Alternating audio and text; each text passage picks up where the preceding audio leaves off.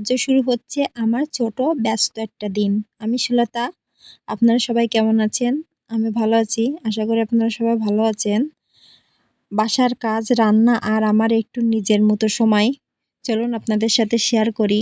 সকালে আমার সমস্ত বাসি কাজ করা হয়ে গেছে, চান করা হয়ে গেছে, পুজো দেওয়া হয়ে গেছে। এখন চলুন সকালে খাবারটা রান্না করে নিন। ও তার মাঝে আমি আজকে গোবর দিয়েছি উঠোনে, সেটা আপনাদের সাথে শেয়ার করছি দেখুন। এখন চলে আসলাম রান্নাঘরে। ফের আবার আগে চড়াই দিয়েছিলাম, এই যে হয়ে যাওয়ার মতো হয়ে গেছে। চলুন নামাই নেব এখন। নিয়ে এখন চা বানাবো, দুধ চা। শীতকালে তো চা খাইতে খুব পছন্দ করি, তাও দুধ চা। কিন্তু গরমকালে একটু চা খাইতে ভালো লাগে না। কারা কারা আছেন আমার মতো শুধু শীতকালে চা খাইতে পছন্দ করেন? এই যে চাটা ভালো করে ফুটায় নিচ্ছি, ফুটানো হয়ে গেছে। এখন চলে যাব হচ্ছে বাসি বিছানা তুলতে। এই যে দেখুন বাসি বিছানাটা গুছাই নিব। শীতকালে হচ্ছে অনেক সমস্যা হচ্ছে, ভারী ভারী লেপগুলো উঠানো, নামানো, গুছানো।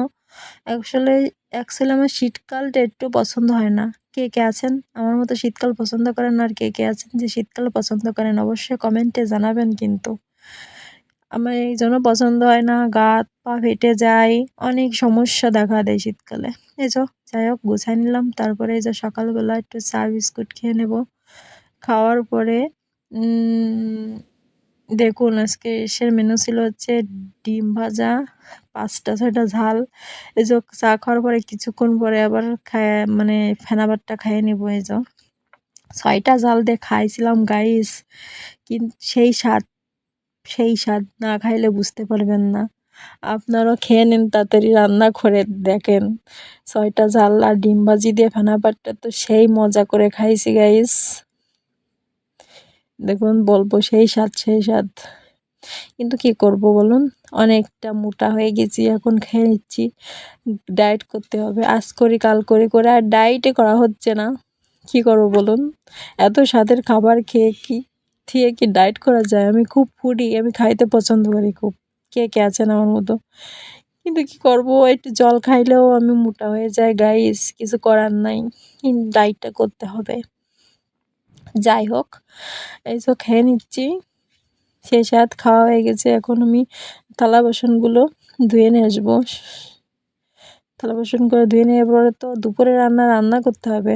ডাল করা ঝেড়ে নিয়ে আইছি, ঝেড়ে নিয়ে এসে যাও ডাল করা তেল দিয়ে ভালো করে ভেজে নেব। ভালো করে ভাজলে গন্ধটা যে ছেড়ে দেবে, সে সময় জল ঢেলে দেবো।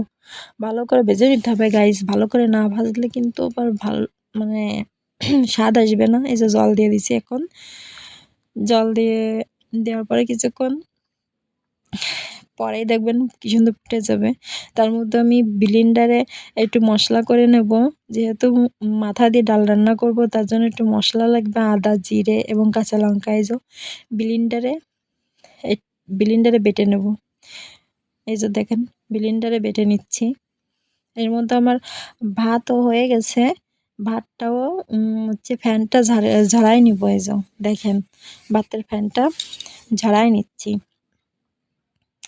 কারেন্টে ভাত রান্না করা হয়, আর আমি ফ্যানটা এরকমভাবেই মানে ঝাড়াই নিই আর কি। ঝাড়াই নেওয়ার পরে এই যে দেখুন চলে আসলাম ডাল। এই যে ডালটা হচ্ছে বলক কাটতেছে, বলক উঠে কিছুক্ষণ পরে মানে গাইস ডালটা এত সুন্দর ছিল যে জলের দিয়ে কিছুক্ষণ জাল দেওয়ার পরে মানে হাত দিয়ে ঘুরতেই হয়নি, ডালটা একেবারে গলে গেছে। দেখেন এরপরে দেখেন কি সুন্দর গলে গেছে ডালটা, দেখছেন এত সুন্দর, ডালটা খুব সুন্দর ছিল। এবার জল দিয়ে দিছি, জল দেওয়ার পরে এই যে জল দিয়েছি পরিমাণ মতো। এবার মাথাগুলো ভালো করে নুন হলুদ মাখাই নেব। আজকে হচ্ছে 4টা মাথা দিয়ে ডাল রান্না করা হবে। মাথাটা ভাঙবো না আস্ত মাথা দিয়েই। এই যে এখন কড়াতে তেল দিয়ে দিলাম, তেলটা ভালো করে গরম হলে মাছের মাথাগুলো দিয়ে দেব। এই যে মাছের মাথাগুলো এখন ভেজে নেব। এই 4টা মাথা দিয়েই আজকে রান্না করব হচ্ছে মাছের মাথার ডাল। ডালটা কিন্তু অনেক সুন্দর হয়েছিল খাইতে। বড় মাথাটা আপনাদের দাদাভাইকে দেওয়ার জন্য রাখছিলাম, কিন্তু উনি খাইনি। থেকে আমাকেই খেতে হয়েছে, দুজন ভাগ করে খাইছি।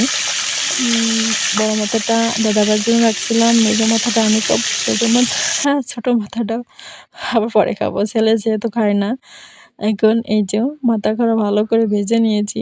যাক, ডাল রান্না হয়ে গেছে, রান্না হয়নি, এই মাছ কড়া ভেজে নিচ্ছি। মাছ কড়া দিয়ে লাউ দিয়ে রান্না করা হবে, তা একই তেলে মাছ কড়া ভেজে নিয়ে নেবো, যাতে পরে আর ঝামেলা করতে না হয়। তা মাছ কড়া ভেজে নিচ্ছি। এই যে দেখেন, আমার একটু কড়া করা না হলে এবার মাছ ভালো লাগে না, কাঁচা কাঁচা মাছ এই যে কড়া করে ভেজে নিলাম। নেওয়ার পরে এবারে এক্সট্রা অনেকখানি তেল থাকে, তাই তেলটুকু একটা বাটিতে ঢেলে নেব। এই যে এখানে দেখবেন তেলটুকু বাটিতে ঢেলে নেওয়ার পরে বাকি তেলটাতে আমি জিরে দিয়ে এবার ডালটা ঢেলে দেব।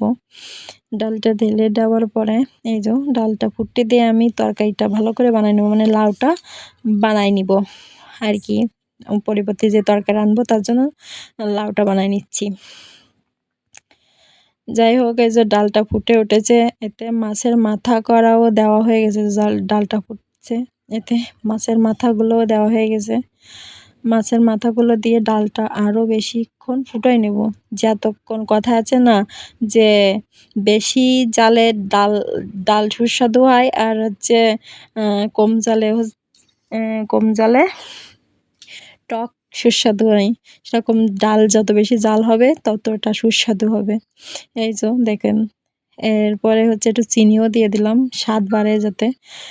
এরপরে ডালটা ঢেলে নিলাম এবং তাতে একটু মশলা দিয়ে দিলাম। এরপরে পরবর্তীতে তেল যেটুকু ছিল যাতে লাগিয়ে কড়াইতে দিয়ে দিলাম। এখন লাউ তরকারিটুকু রান্না করে নেব। লাউ তরকারিটুকু কিন্তু সেই স্বাদ হয়েছিল গাইস। এখন শীতকাল, একটা নিয়ে এসে খেয়ে শান্তি আছে। রান্না করার জন্য যে কুমড়ো বড়ি দিয়েছিলাম, কুমড়ো বড়িটা ভালো করে ভেজে নিলাম। কুমড়ো বড়িগুলো হচ্ছে 3 বছরের পুরানো, কিন্তু এখনও ভালো আছে। ভেজে নিয়ে লাউ দিয়ে দিব, দিয়ে ভালো করে কষিয়ে লাউতে জলও দিয়ে দেবো। এই যে ভালো করতেছে। লাউটা খুব সুন্দর ছিল, ভালো গোল ছিল। দেখেন এই যে তরকারিটা এরকম সাদা মাটা দেখলেও কেউ অনেক স্বাদ হয়েছিল খাইতে। যাক, তরকারিটা রান্না হয়ে গেল। এখন হচ্ছে অনেকক্ষণ পরে এই যে দুপুরের মেনুটা দেখাচ্ছি। ভাত, তরকারি, ডাল। এখন হচ্ছে আপনার দাদাভাইয়ের জন্য লাঞ্চটা গুছিয়ে নেব।